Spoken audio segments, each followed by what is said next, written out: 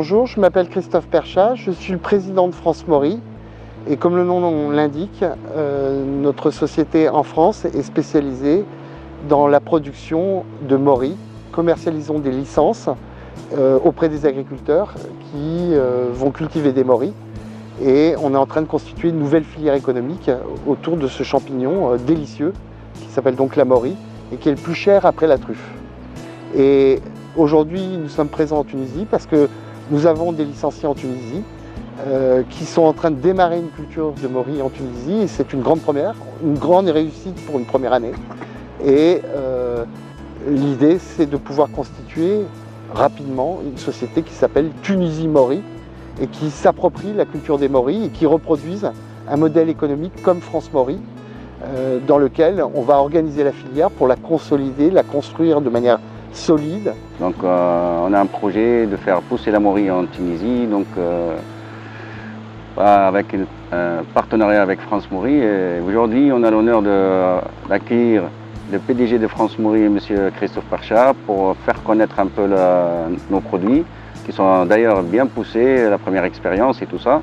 Donc on est très content et on vise en fait, c'est de créer la société Tunisie Maury. Et ça sera le partenaire de France Maury et on vise aussi de faire la Maury endémique tunisienne, donc la souche tunisienne pour agrandir un peu notre projet et faire varier le produit. Et voilà, on est content, on est heureux, on est avec plein d'amis autour de nous, tout le monde nous encourage. Et à notre tour, on encourage les futurs licenciés d'essayer de poser leur candidature pour avoir leur parcelle aussi pour faire pousser la Maury. Et donc, comme elle disait M. Perchat, on va créer une coopérative. Donc, sur le plan financier, économique, il n'y a pas de... Tout le monde est rassuré d'avoir faire vendre son produit. Nous, on vise le marché international comme le marché local. Et doucement, doucement, tout le monde va connaître la Maury et ses vertus, ses goûts magnifiques. Et donc, comme il a dit encore, c'est un champignon prestigieux, c'est le deuxième après la truffe et espérons que cette filière grandisse en Tunisie. Visons aussi le Maghreb comme le Maroc, l'Algérie, tout ce qui est les pays autour et espérons que ça passe super bien et voilà. Et merci à tout le monde, on est vraiment ravis de vous avoir à côté de nous.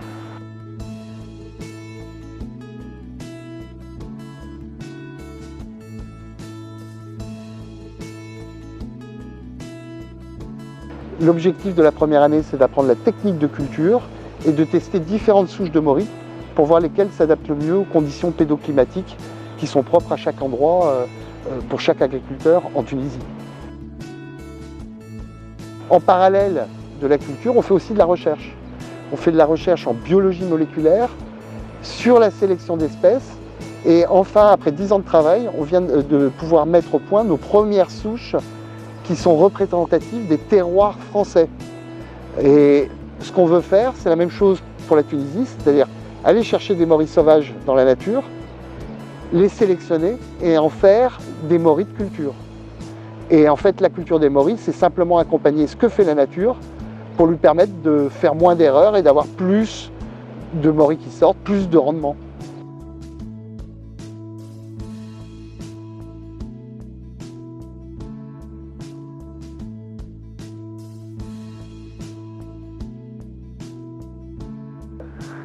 Là, par exemple, on a une bonne concentration de Maury et c'est vraiment intéressant de compter. Donc 1, 2, 3, 4, 5, 6, 7, 8, 9, 10, 11, 12, 13, 14, 15, 16, 17, 18, 19, 20, 21, 22, 23, 24, 25, 26, 27, 28, 29, 30, 31, 32, 33, 34, 35, 36, 37, 38, 39, 40, 41. Donc on est à peu près à 40 Maury. Oui, tiens, oui, tu as raison. On est à peu près à 40 Maury pour à peu près, on va dire, entre 1 mètre carré et 2 mètres carrés de surface. C'est-à-dire que là, on doit avoir 50 cm sur 2 mètres de long, donc on a 1 mètre carré. Donc 40 Maury au mètre carré, ça représente un potentiel de 20 tonnes hectares. C'est énorme, c'est énorme.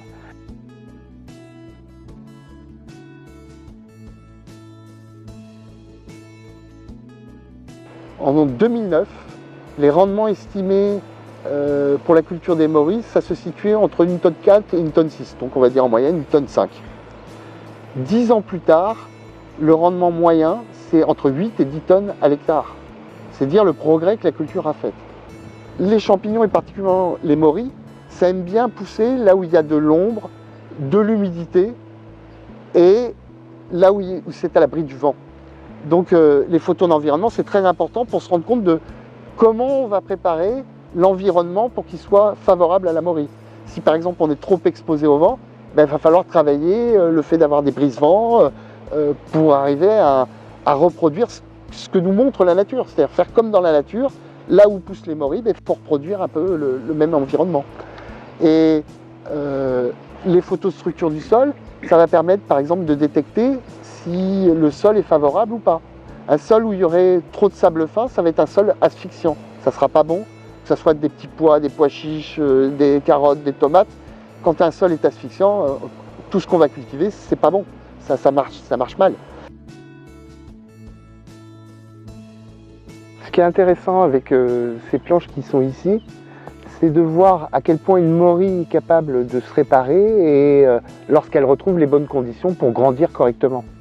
Là, on a à nouveau le bon taux d'humidité, les températures c'est bien, et donc c'est en train de se réparer et ça va nous donner des très très belles mories au final. Ce qui est très intéressant aussi, c'est ce petit champignon orange sauvage. Parce que quand on a la présence des peusises, c'est de la famille des peusises, c'est une peusise bouclier, à ce moment-là, automatiquement, ça veut dire qu'il y a des mories sauvages dans la nature. Et on verra un petit peu plus tard pourquoi c'est important pour l'avenir de la morie tunisienne.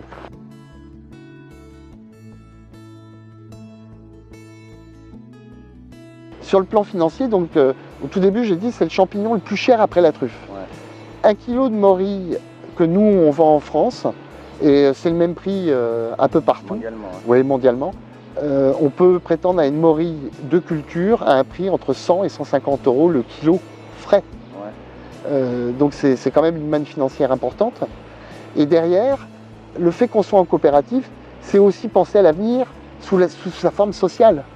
C'est-à-dire avoir un prix de vente qui soit stable et qu'il n'y ait pas non plus une concurrence sur le prix. Si 2 cultivateurs de moris vont voir le même restaurateur et qui se lancent dans une guerre des prix, c'est bon pour personne. Et je dirais c'est ne pas donner la vraie valeur du produit qu'on a entre les mains.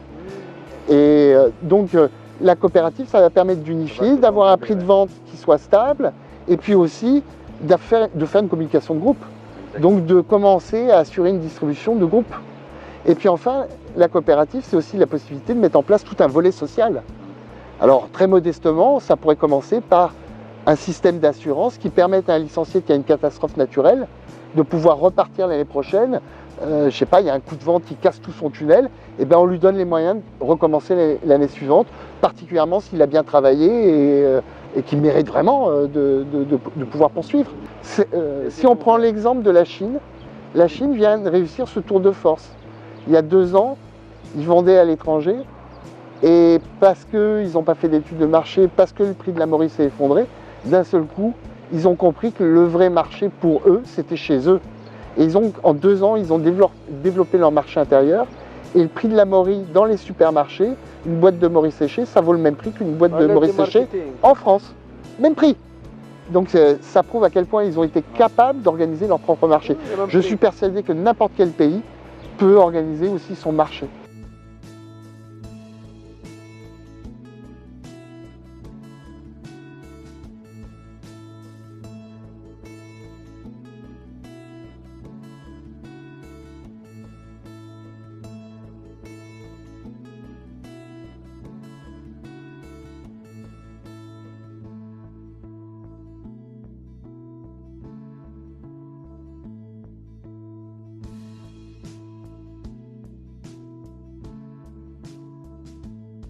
Alors donc pour la préparation culinaire de la morie, il y a plusieurs recettes. Là c'est une recette à base de crème fraîche et de beurre, du sel, du poivre. On crée un liant entre la crème fraîche et le beurre et quand on a une sauce qui va vers une couleur un peu marron, c'est prêt. et on peut déguster. Ça s'accompagne très bien, par exemple, d'un poulet rôti, mais aussi d'un poisson blanc, ou n'importe quelle viande, finalement, ça s'accompagne très bien. Après, on peut faire, par exemple, des recettes beaucoup plus simples et tout aussi bonnes. On peut faire une omelette au mori, ça sera très bien aussi. Ça fait sortir les parfums.